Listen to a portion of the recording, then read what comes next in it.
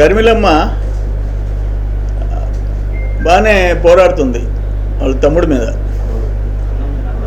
దాని వరకు నిష్పక్షపాతంగా జగన్మోహన్ రెడ్డి చేసే తప్పులు మాత్రం ఎత్తి చూపుతుంది as PCC president. I will appreciate. కుర్ర విషయాలకు వస్తే 25-50 ఏళ్ళ క్రితం పోతే ఎక్కడికి పోవాలా? 50 years బ్యాక్ పోతే షర్మిలమ్మకి తెలుస్తుంది కాంగ్రెస్ పార్టీ ఏంటో. ఏంటి ఎమర్జెన్సీ?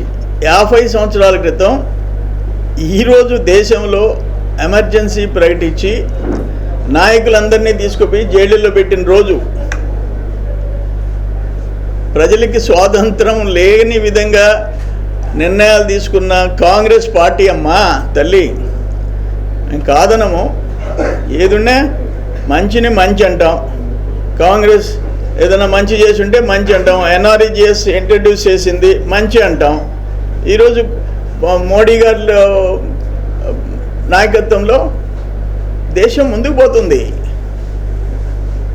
దేశము ఆపరేషన్ సింధూర్లో మోడీ గారికి ప్రపంచంలో ఒక మంచి పేరు వచ్చింది.